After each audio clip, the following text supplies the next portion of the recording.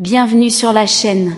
Aujourd'hui, nous allons plonger dans l'un des chapitres les plus puissants des enseignements de Jésus, Matthieu chapitre 7. Ce chapitre conclut le célèbre sermon sur la montagne, un discours où Jésus nous révèle comment vivre une vie authentique, une vie qui reflète réellement la volonté de Dieu. Ici, Jésus nous parle du jugement, de la prière, de la règle d'or, des faux prophètes, et de la véritable fondation de notre foi. C'est un chapitre qui nous pousse à regarder à l'intérieur de nous, à examiner notre cœur, à faire confiance à Dieu comme un Père aimant, et à bâtir notre vie sur un fondement solide, sa parole mise en pratique. Si tu veux comprendre comment marcher avec Dieu de façon vraie, concrète et profonde, alors Matthieu 7 est un passage indispensable. Alors installe-toi, ouvre ton cœur. Et découvrons ensemble ce que Jésus veut nous apprendre aujourd'hui à travers Matthieu chapitre 7. Matthieu 7, verset 1, « Ne jugez point, afin que vous ne soyez point jugés. » Verset 2, « Car on vous jugera du jugement dont vous jugez, et l'on vous mesurera avec la mesure dont vous vous servez. » Verset 3, « Pourquoi vois-tu la paille qui est dans l'œil de ton frère, et n'aperçois-tu pas la poutre qui est dans ton œil ?» Verset 4, ou comment peux-tu dire à ton frère, « Laisse-moi ôter une paille de ton œil, toi qui as une poutre dans le tien ?» Verset 5, hypocrite, ôte premièrement la poutre de ton œil, et alors tu verras comment ôter la paille de l'œil de ton frère.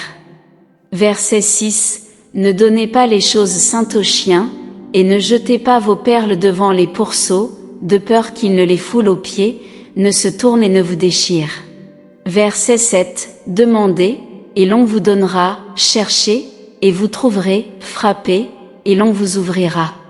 Verset 8, car quiconque demande reçoit, celui qui cherche trouve, et l'on ouvre à celui qui frappe. Verset 9, lequel de vous donnera une pierre à son fils, s'il lui demande du pain? Verset 10, ou, s'il demande un poisson, lui donnera-t-il un serpent? Verset 11, si donc, mauvais comme vous l'êtes, vous savez donner de bonnes choses à vos enfants, à combien plus forte raison votre Père qui est dans les cieux donnera-t-il de bonnes choses à ceux qui les lui demandent. Verset 12, tout ce que vous voulez que les hommes fassent pour vous, faites-le de même pour eux, car c'est la loi et les prophètes. Verset 13, entrez par la porte étroite. Car large est la porte, spacieux est le chemin qui mène à la perdition, et il y en a beaucoup qui entrent par là.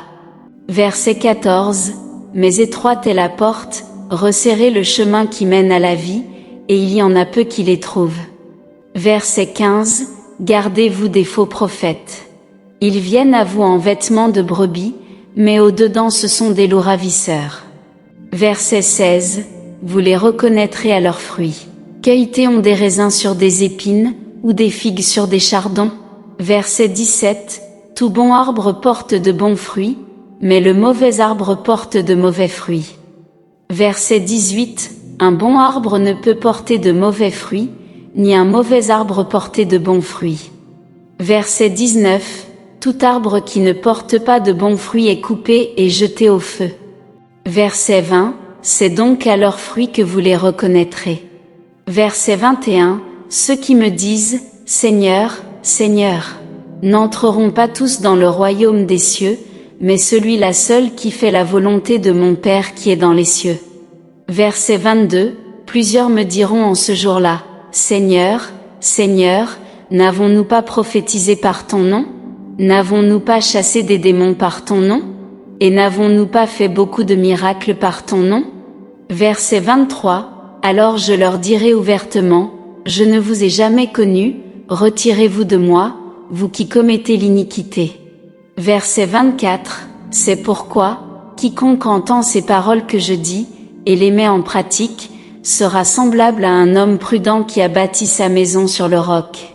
Verset 25, la pluie est tombée, les torrents sont venus, les vents ont soufflé et se sont jetés contre cette maison, elle n'est point tombée, parce qu'elle était fondée sur le roc. Verset 26, mais quiconque entend ces paroles que je dis, et ne les met pas en pratique, sera semblable à un homme insensé qui a bâti sa maison sur le sable. Verset 27, la pluie est tombée, les torrents sont venus, les vents ont soufflé et ont battu cette maison, elle est tombée, et sa ruine a été grande.